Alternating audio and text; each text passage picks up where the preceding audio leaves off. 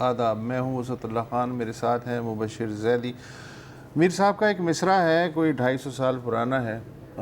ہر موسم، اس طرح کے موسم میں یاد آتا ہے کہ مژگاں تو کھول شہر کو سیلاب لے گیا۔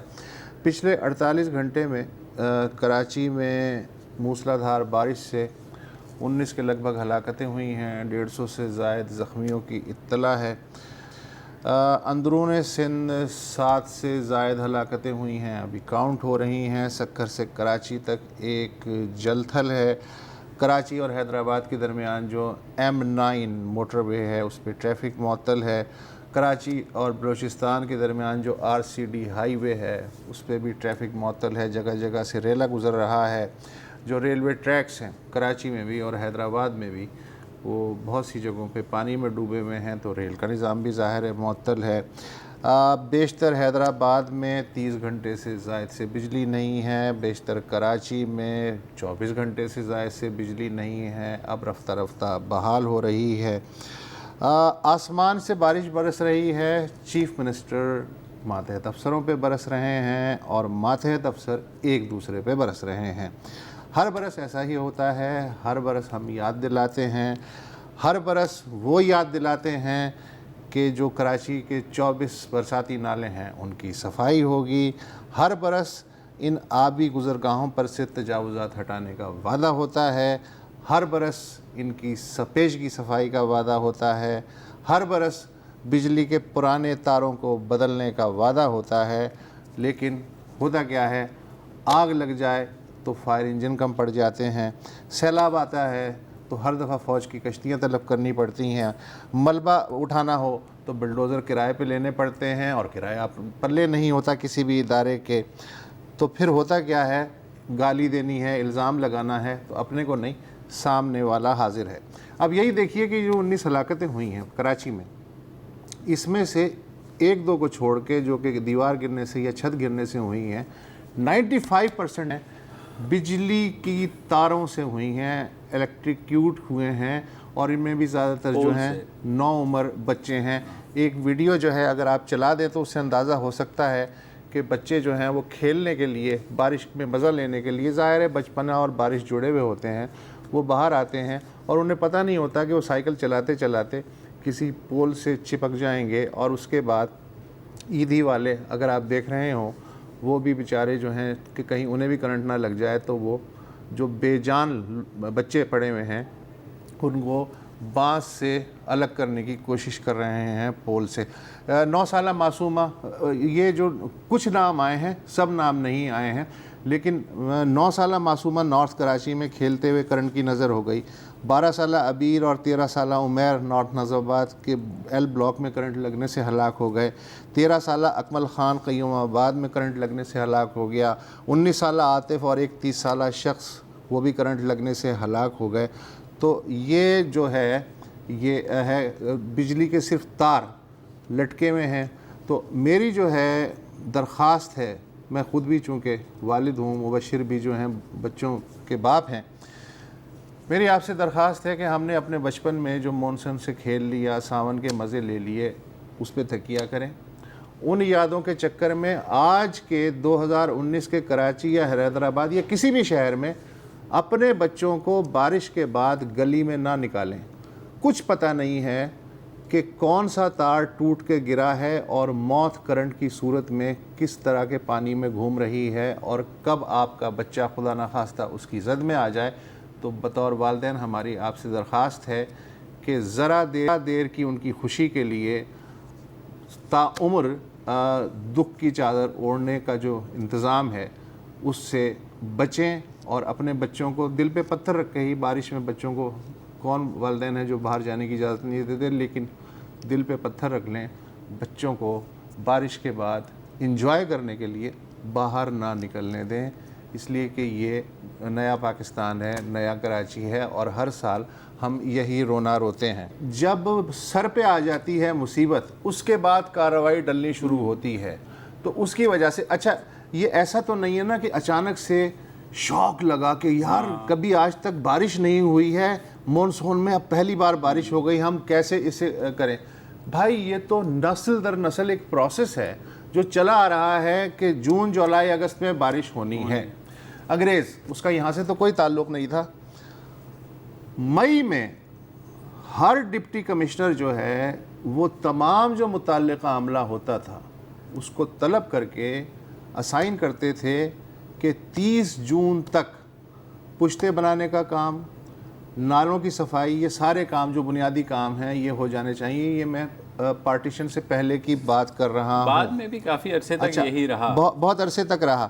اچھا، اب مسئلہ یہ ہے کہ یہ انکم بھی ہے، سالڈ ویسٹ مینجمنٹ، ہاں، پیپلز پارٹی۔ اب مسئلہ حل کیسے ہو؟ سالڈ ویسٹ مینجمنٹ سندھ حکومت کے پاس ہے، یعنی آپ اپنا کچرا جو ہے نہیں ہٹا سکتے، وہ سندھ حکومت ہٹائے گی۔ نالوں کی صفائی Karachi water and sewerage board کے ذمے ہے، اور جو برساتی نالوں سے ڈرینیج ہے، پانی کی ڈرینیج ہے، وہ کے ایم سی کے پاس ہے۔ اب تینوں آپس میں کیسے کوآرڈینیشن کریں، یہ سب سے بڑا مسئلہ ہے۔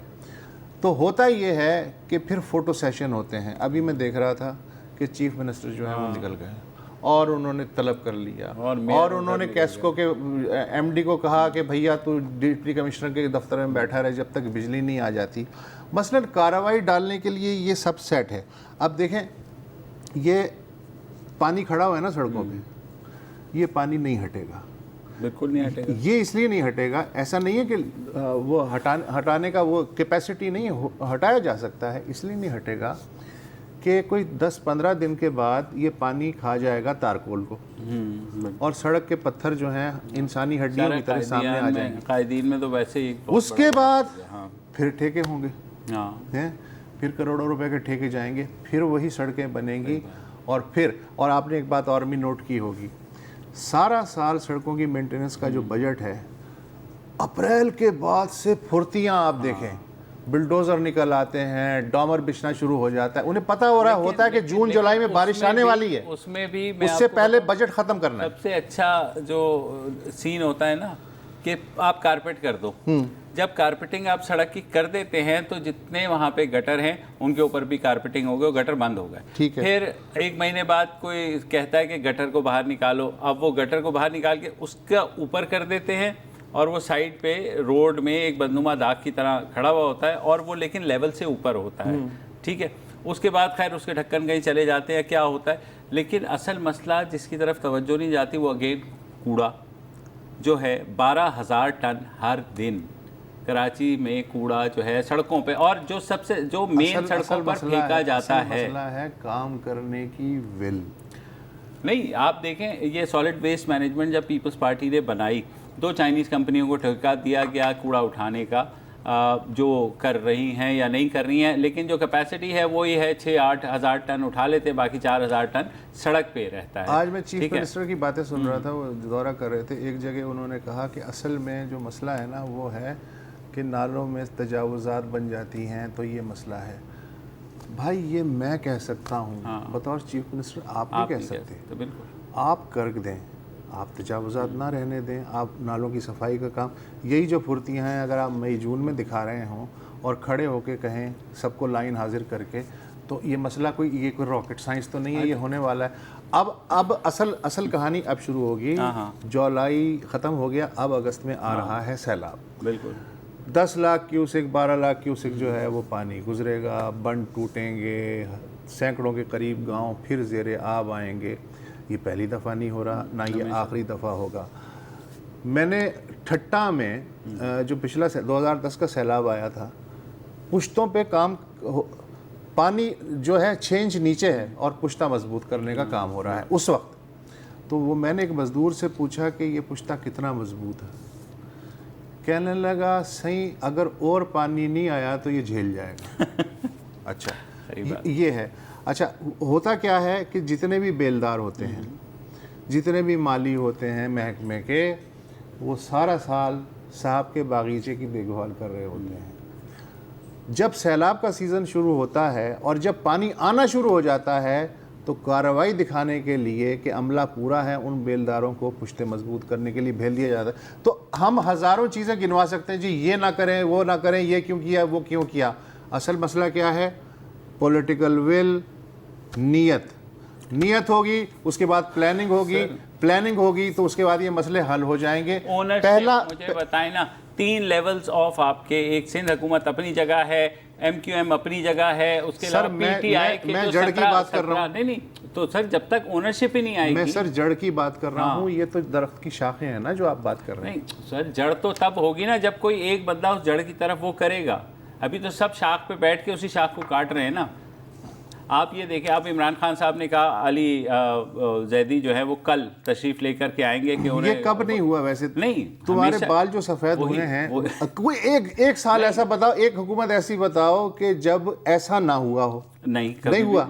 تو ہمیشہ ہم ہر سال وہ جو ہیں اسی طرح کرتے رہیں گے, اور ہم ہر سال یہی رونا روتے رہیں گے. اسی طرح یہ کام چلتا رہے گا, مسئلہ وہیں کا وہیں ہوگا, پرنالا وہیں بہے گا, پانی وہیں سے گزرے گا. تو آپ یہ دیکھیں کہ 19 لوگ الیکٹریکیوٹ ہو گئے سر, کم از کم کو جا کر کے. خیر کیا خدا, بہرحال وقفہ لے لیں.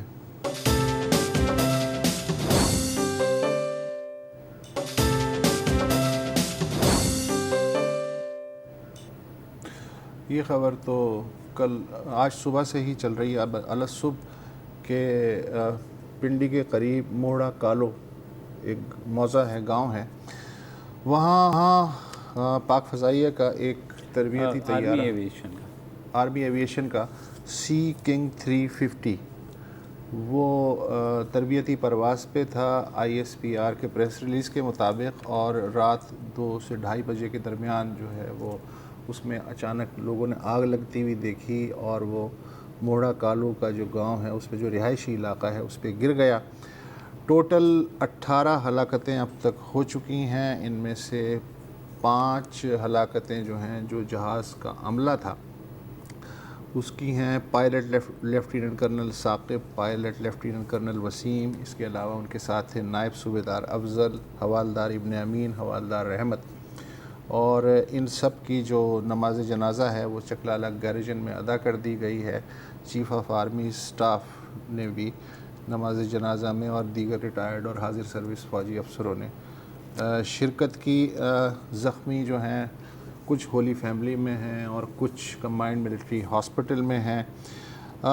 جو سویلین جو ہیں اس میں جہاں بحق ہوئے ان میں 12 کے لگ بھگ سویلین ہیں. ان میں سے 8 ایک ہی خاندان کے بتائے جاتے ہیں, اور جلنے کے سبب جو متعدد لاشیں ہیں وہ چونکہ ناقابل شناخت ہو گئی ہیں, اس لیے ڈی این اے کی مدد سے ان کی شناخت کی کوشش کی جا رہی ہے.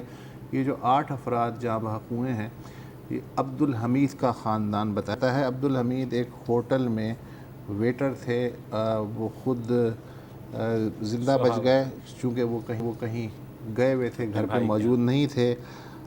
اس واقعے میں عبدالحمید کی اہلیہ اور 4 بچے وہ جاں بحق ہوئے. ایک بیٹی زندہ ہیں مگر شدید زخمی ہیں.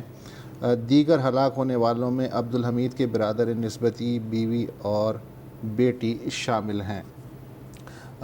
جس طرح میں فوٹیج دیکھ رہا تھا چکلالہ میں جو فوجی شہید ہوئے ہیں اس حادثے میں, ان کی نماز جنازہ کی, تو میرے ذہن میں ایک دم یہ خیال ہے کہ کتنا اچھا ہوتا کہ جو سویلین ہیں ان کی بھی نماز جنازہ ادا کر دی گئی ہے, تو اس میں بھی اگر فوجی قیادت شریک ہو جاتی, یا کم از کم اب تعزیت ہی کریں, اس لیے کہ ایک ہی حادثے کے سب وکٹم ہیں, تو یہ ایک اچھا جیسچر ہو سکتا ہے.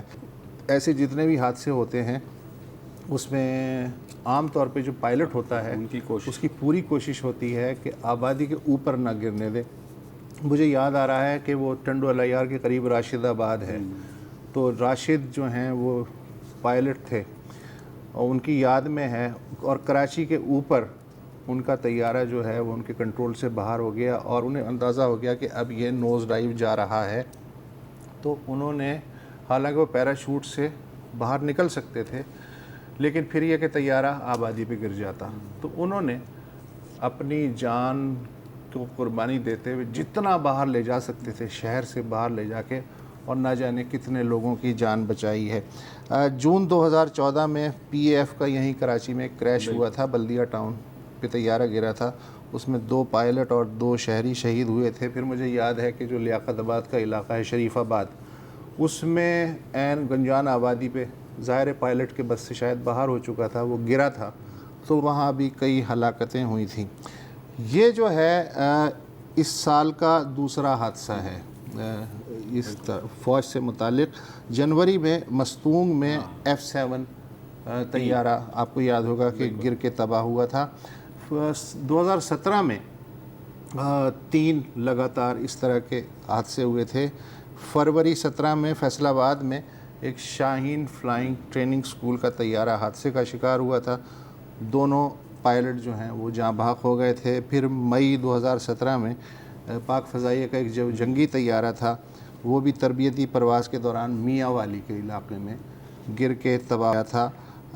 پائلٹ جو ہے وہ ہلاک ہو گیا تھا. پولیس سے میری بات ہوئی, وہ کہہ رہے ہیں کہ جو یہ دونوں جو کرنل تھے جو شہید ہوئے ہیں, انہوں نے آرمی ایویشن کلب سے پائلٹ کا لائسنس بھی لیا تھا, اور ان کا یہ خیال تھا کہ کمرشل پائلٹ بنیں گے ونس دے گیٹ ریٹائرڈ.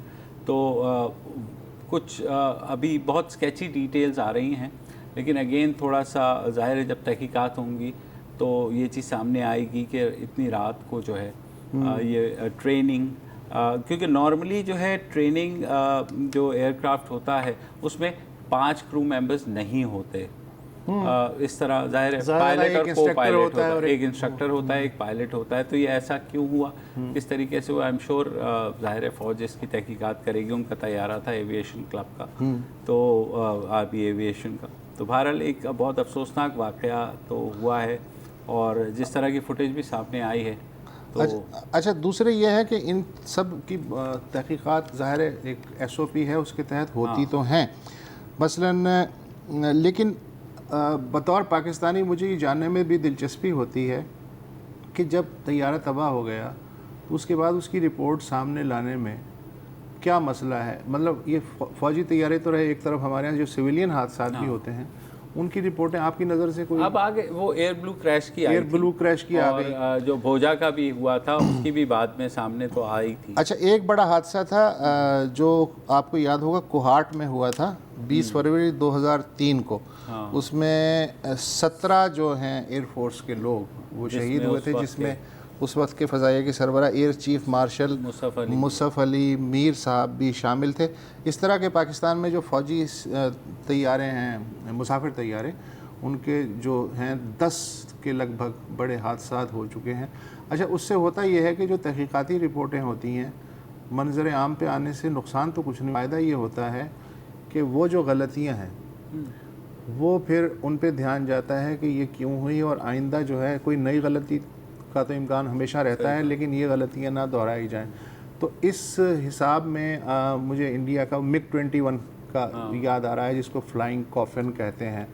تو اتنی تواتر سے گرے کہ پھر اس کے بعد انہوں نے اس کے بارے میں ایک باقاعدہ ایک اسپیشل SOP بنایا, اور جو تحقیقاتی چیزیں تھیں وہ انٹرنیشنل ماہرین اور جو ان کے اپنے ماہرین تھے ایئر فورس کے اور وہاں کے, ان سب نے سر جوڑ کے بیٹھا اور پھر یہ فیصلہ کیا کہ بھیا ان کو گراؤنڈ کیا جائے. تو فائدہ ہی ہوتا ہے, نقصان نہیں ہوتا ہے. بہرحال یہ کہ حادثوں سے تو بچا نہیں جا سکتا. ایک وقفہ لے لیں.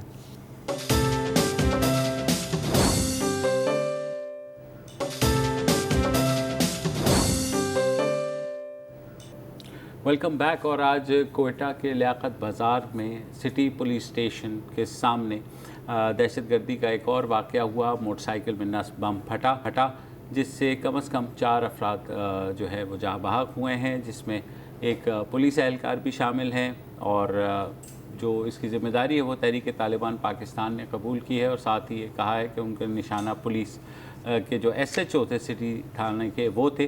جو SHO ہیں وہ بھی اس دھماکے میں زخمی ہوئے ہیں, ابھی ان کی حالت خطرے سے باہر بتائی جا رہی ہے. تو اس سے پہلے جو ہے یہ TTP نے ذمہ داری قبول کی ہے نا, تحریک طالبان پاکستان. اس ہفتے میں یہ تیسری واردات ہے جس کی تحریک طالبان پاکستان نے ذمہ داری قبول کی ہے. 27 جولائی کو یعنی 3 دن پہلے شمالی وزیرستان میں گرباز کے مقام پہ پاکستانی فوج کے گشتی دستے پہ TTP نے حملہ کیا، 6 فوجی شہید ہوئے، غالباً وہ سرحد پار سے آئے تھے۔ اس سے پہلے 21 جولائی کو ڈیرہ اسماعیل خان میں ایک چیک پوسٹ پہ 4 موٹر سائیکل سواروں دہشت گرد جو تھے انہوں نے حملہ کیا، اور اس کے بعد جس ہسپتال میں زخمیوں کو لے کے جا رہے تھے وہاں بھی ایک خودکش حملہ ہوا۔ ٹوٹل 4 پولیس والے اور 3 سویلین، یعنی 6 پولیس والوں سمیت 9 افراد شہید ہوئے۔ اس میں یہ کہا گیا کہ دھماکہ خاتون تھیں، خودکش بمبار تھیں۔ تو یہ ایک ہی ہفتے میں یہ 3 بڑے واقعات جو ہیں ٹی ٹی پی نے ان کی ذمہ داری قبول کی۔ ہمارے ساتھ ہیں Pakistan institute of peace studies کے عامر رانا صاحب ہیں۔ عامر رانا صاحب، یہ کانسپریسی تھیوری اگر میں آپ کے سامنے رکھنا چاہوں کہ جب سے ٹرمپ صاحب نے عمران خان کو ذمہ داری دی ہے کہ افغان مسئلہ جو ہے اس کے حل میں مسالہ تیز کیا جائے، اس کے فوراً بعد سے یہ 3 بڑی کارروائیاں آئی ہیں۔ یہ جو ٹی ٹی پی نے اچانک پھرتیاں دکھانی شروع کر دی ہیں، آپ کو کیا نظر آتا ہے، کیا وجہ ہے؟ دیکھیے، ٹی ٹی پی کی یہ کوئی ابھی کی پھرتیاں نہیں ہیں۔ اس پورے سال کے اندر ابھی تک 142 دہشت گردی کے واقعات پاکستان میں رونما ہوئے ہیں، اور وہ ان کا جو فوکس رہا ہے وہ نارتھ وزیرستان ہے، بنو ہے، ڈی آئی خان ہے، اور بلوچستان میں کوئٹہ خاص طور کے اوپر، اور گوادر اور مکران ریجن کے اندر رہا ہے۔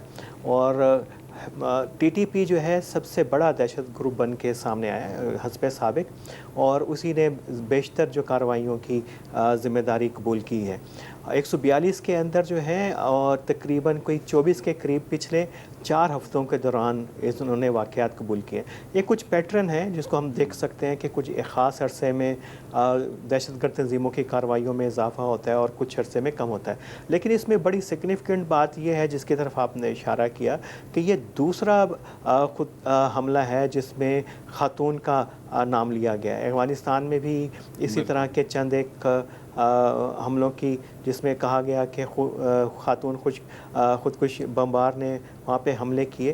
یہ ایک بالکل نیا فنومنن ہے۔ یہ نہیں کہ یہ پہلی مرتبہ ہو رہا ہے، اس طرح کے ہوتے رہے، لیکن یہ ایک ڈیسپریشن کی علامت ہوتی ہے کہ جب آپ اپنے جو ریمیننگ ریسورسز ہیں دہشت گرد گروپ اس کو کرتے ہیں، اور فنومنن جو ہے وہ آپ کے ایک محدود سرکل تک محدود ہو جاتا ہے۔ اس کو آپ دیکھیے کہ اس سال میں جماعت الاحرار نے مئی، جون اور جنوری اور فروری میں تو 2-3 حملوں کی ذمہ داری قبول کی ہے، لیکن مسلسل جو ہے ٹی ٹی پی ایک بڑے گروپ کے طور پہ سامنے آیا ہے۔ داعش جیسے گروپ کوئٹہ میں ایک حملے کی ذمہ داری قبول کی ہے، تو اس میں لگ رہا ہے کہ باقی جو چھوٹے گروپ تھے وہ اس پوری کی پوری جو سروائیول کی جنگ جو ہے شاید ہار گئے ہیں، اور بڑا گروپ ابھی تک سروائیو کر رہا ہے۔ اور جو دلچسپ بات یہ ہے کہ اس میں بھی مسلسل جو ان کا لٹریچر اور ان کے جو پیغامات سامنے آ رہے ہیں وہ اپنے نظریاتی پہلو کے ساتھ ساتھ اور سیاسی پہلو کے ساتھ ساتھ ایک خاص قبائلی پہلو کو بھی ابھار رہے ہیں۔ تو یہ لگتا ہے کہ یہ ٹی ٹی پی بھی اپنے آپ کو ایک خاص سروائیول موڈ کے اندر سمجھتی ہے۔ اچھا، اوورآل جو یہ لا انفورسمنٹ ایجنسیز کو ہی ٹارگٹ کیا جا رہا ہے، کافی عرصے سے ہم نے پیٹرن دیکھا ہے، تو ظاہر ہے ہماری طرف سے بھی بہت کوششیں ہوئی ہیں اور بہت کامیابی بھی ہوئی ہے، مگر آپ کیا سمجھتے کہ عارضی یہ سروائیول کی جنگ یہ کب تک رہے گی؟ دیکھیے، ابھی اس کو کہنا مشکل ہے، کیونکہ سپورٹ نیٹ ورک بہرحال پاکستان کے اندر موجود ہیں۔ اس کی نشاندہی کاؤنٹر ٹیررزم ڈپارٹمنٹ ہیں جو ہمارے صوبائی خواہ سندھ کا ہے، پنجاب کا ہے، اور خاص طور پر بلوچستان کا ہے، ان کی طرف سے بارہا نشاندہی ہوتی رہتی ہے کہ یہ پوری طریقے سے ان کے نیٹ ورک ختم نہیں کیے جا سکیں، اور کچھ کامیابیاں بھی پچھلے دنوں میں ہوئی تھیں، خاص طور پر بلوچستان میں اور ناردرن سندھ کے اندر، کہ کچھ انہوں نے سلیپر سیل جو ہیں ان کو ڈسمنٹل کیا وہاں کے اوپر۔ اس کا مطلب ہے کہ سلیپر سیلز کا موجود ہونا، چند سلیپر سیل کا موجود ہونا، کہ اس طرح کے اور سیل بھی موجود ہو سکتے ہیں۔ تو یہ مکمل طور پہ نہیں ہوئی، اس کو ڈسکنیکٹ کرنا ایکسٹریمزم کے بیس کے ساتھ یہ سب سے بڑا چیلنج ہوتا ہے کہ ایک طرف تو آپ पूरा फोकस होता है कि दहशतगर्द तंजीम को आप ख़त्म करने पे लगे रहें। जब तक आप दो आप उसके बल्कि तीन चीज़ें होती हैं कि एक तो उसकी आइडियोलॉजिकल पॉलिटिकल इंस्पिरेशन है वो उसको कमज़ोर नहीं करते, दूसरा आपका ह्यूमन रिसोर्स के उसको नहीं उसको रोकते, तीसरा उसके फाइनेंशियल रिसोर्सेज को। मेरा ख्याल है कि जो ह्यूमन रिसोर्स अभी तक इंटैक्ट है और उनको मुसलसल मिल रहा है। शायद आपकी नज़र से वो रिपोर्टें गुजरी हों कि DI खान से जो लड़के मुसलसल जो गायब हो रहे हैं और उनके घरों से जो खतूत दस्तयाब हो रहे हैं कि वो क्यों TTP के अंदर इस तरह की तंजीमों में जा रहे हैं। बहरहाल ये फिनोमेनन अभी मौजूद है, इसकी तरफ अभी तो जो देने की ज़रूरत है। एक वक्फा ले लें आमिर, और उसके मुझे एक सवाल आपसे पूछना है।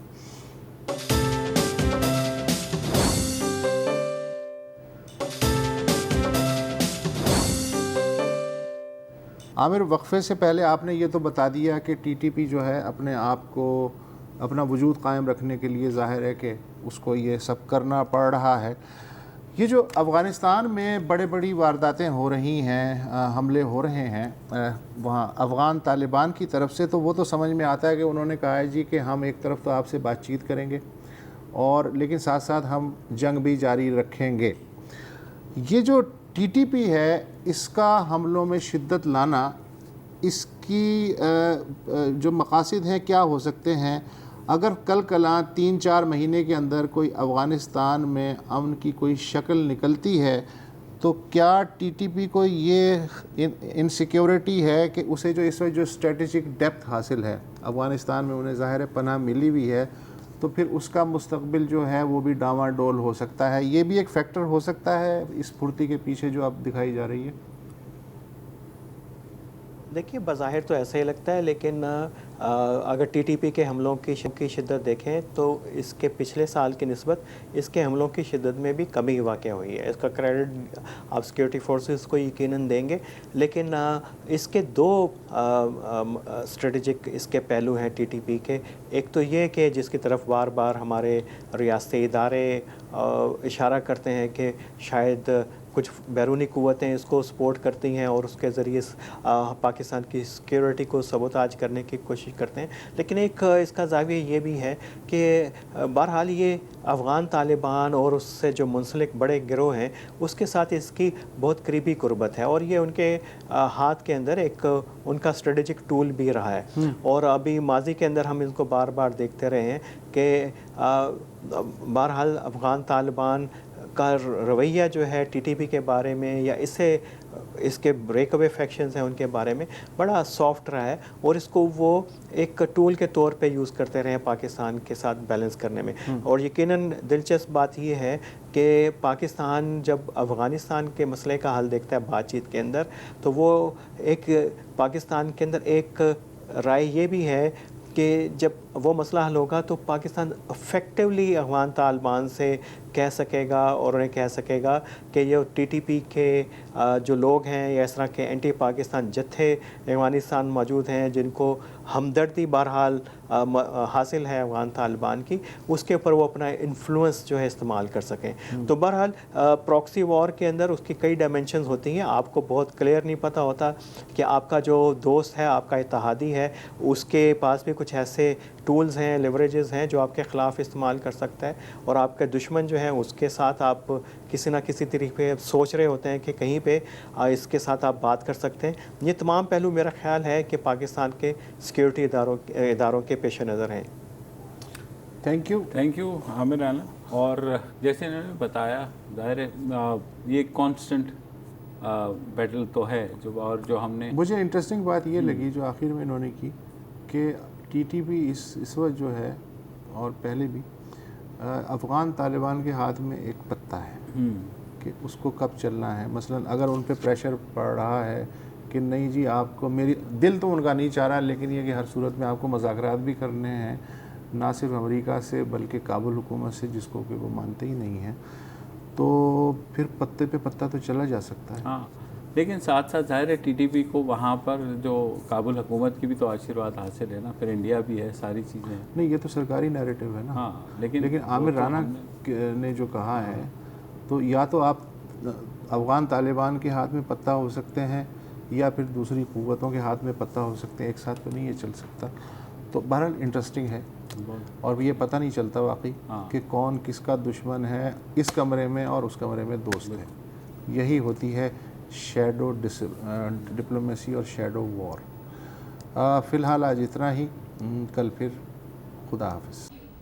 السلام علیکم. اگر آپ کو ہمارے شو پسند آیا ہے تو پلیز ہمارے یوٹیوب چینل کو سبسکرائب کریں, اور اگر مناسب سمجھے تو اس ویڈیو کو لائک بھی کر لیں, تو کوئی حرج نہیں ہے, اور شیئر بھی کر لیں اور کمنٹ بھی کر دیں, جی, ورنہ وہ سب ایسے ہی لکھتے رہیں اور یہ جو دونوں کہہ رہے ہیں یہ کر لیں جی پلیز, نہیں تو ہمیں بھی گھر جانا ہے, ہمیں آپ کے کمپیوٹر میں نہیں رہنا 24 گھنٹے. صحیح بات ہے.